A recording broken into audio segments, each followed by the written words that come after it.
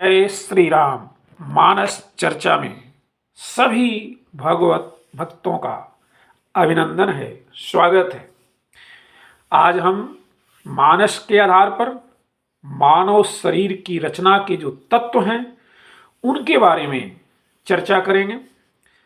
शरीर की रचना के क्रम में श्रीमद् भागवत के तृतीय स्कंद में उल्लेख है कि कर्मणा दैवनेत्रेण जन्तुर्देहोपपत्तये स्त्रियाः प्रविष्ट उदरं पुंसोरेतः कणाश्रयः कललं त्वेकरात्रेण पंचरात्रेण बुद्बुदम् दशा अहेन तो करकंधो प्यस्यंडं वा ततः परम मासेन तो शिरोद्वाभ्यां वाह्याद् अंगविग्रह नखलोमास्ति चर्माणि लिंगाक्षेद्रोद्भवैस्त्रिभिः चतुर्हिर्धातवः सप्त पंचभिश्चुत्रितुङ्गोद्भवः षड्भिर्जरायुणावीतः कुक्षो भ्राम्यति दक्षिणे। अर्थात जीव के पूर्वकृत कर्मों का प्रवर्तक परम पिता परमात्मा परमेश्वर ही है। जीव पूर्वकृत कर्मों के कारण शरीर धारण के लिए पुरुष के बीज कण के आश्रय से स्त्री के गर्भ में प्रवेश करता है। पुरुष का वीर्य स्त्री के गर्भ में जाकर एक रात्रि में स्त्री के रज में मिल एक रूप हो जाता है। वीर्य और रज के मिले रूप को कलल कहते हैं। वीर्य और रज के मिले हुए रूप को कलल कहते हैं। फिर 5 रात्रि में पानी के बुल्ले के समान गोल हो जाता है। 10 दिन में बेर के फल के समान बड़ा और कठोर हो जाता है। फिर 1 महीने में अंडे के सदृश मांस पिंड बन जाता है। महीने भर के बाद उसमें सिर निकलता है। 2 मास में बाहु चरण आदि अंगों का विभाग हो जाता है तथा 3 माह में नख लोम अस्थि और स्त्रीत्व अथवा पुरुषत्व के प्रदर्शक छिद्र उत्पन्न हो जाते हैं।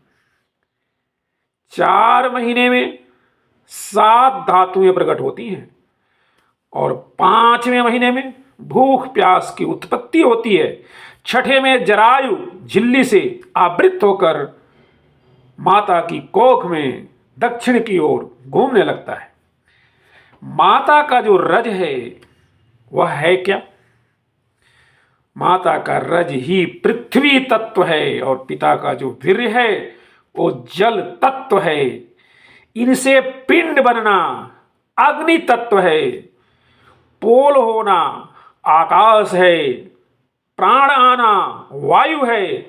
इसी बात को बहुत ही सुंदर सरल सरस ढंग से हमारे बाबा गोस्वामी तुलसीदास जी ने उस समय लिखा जब बाली की भार्या तारा बाली के शव को देखकर आहत थी, परेशान थी, रो रही थी, दुखी थी।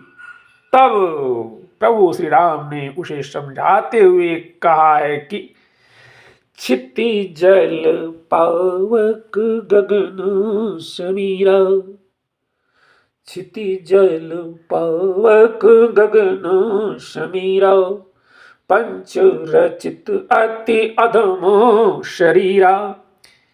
यहाँ क्षिति जल पावक गगन समीरा यह क्रम है, लेकिन सुंदरकांड में बाबा लिखते हैं गगन समीर अनल जल धरनी। धरनी को लास्ट में देखिए, पूरा क्रम ही यहां हेर फेर में हो गया है। यानी किष्किंधा कांड का क्रम चित्त जल पावक गगन समीरा, और सुंदरकांड का क्रम गगन समीर अनल जल धरनी। अच्छा, इन क्रम के बदलने का भेद का कारण भी जाने हम। भेद का कारण यह है कि सुंदरकांड में इन पांचों तत्वों की उत्पत्ति, जो पांचों तत्व हैं उनके बारे में जो चर्चा किया गया है, इन पांचों तत्वों की उत्पत्ति के विचार से किया गया है। जैसा इन पांचों तत्वों की उत्पत्ति का क्रम है वैसा कहा गया है सुंदरकांड में। जैसा क्रम इन पांचों तत्वों की उत्पत्ति का है उस क्रम के बारे में बाबा ने लिखा है। और यहां बाली की भार्या तारा को समझाते हुए भगवान ने जो बात कही है, यहां तत्वों की उत्पत्ति के बारे में नहीं कहा गया है, बल्कि जिस क्रम में हमारी शरीर, मानव शरीर की रचना में ये पांचों तत्व काम में आते हैं वह क्रम रखा गया है। क्योंकि यहां रचना, शरीर की रचना के बारे में प्रभु श्री राम कह रहे हैं। पंच रचित अति अधम शरीरा चित्त जल पावक गगन समीरा। तैतरीयोपनिषद ब्रह्मानंद वल्ली प्रथम अनुवाक में सुंदरकांड के क्रम में पंच तत्वों की उत्पत्ति का क्रम इस प्रकार कहा भी गया है। आप देखें, तस्माद् वा एतस्मात् आत्मनः आकाशः सम्भूतः आकाशाद् वायुः वायोरग्निः अग्निरापः अदव्यः पृथिवी पृथिव्या ओषधयः ओषधीभ्योऽन्नम् अन्नात् पुरुषः। अर्थात सबके आत्मा सर्व प्रसिद्ध परमात्मा से पहले आकाश तत्व उत्पन्न हुआ, आकाश से वायु, वायु से अग्नि, अग्नि से जल, जल से क्षिति, ये क्रम रहा। अब इसके आगे भी यहां कहा गया है कि क्षिति से औषधियां, औषधियों से अन्न और अन्न से मनुष्य की उत्पत्ति हुई। इसीलिए बाबा ने शरीर रचना के क्रम में कहा क्षिति जल पावक गगन शमीरा पंच रचित अति अधम शरीरा।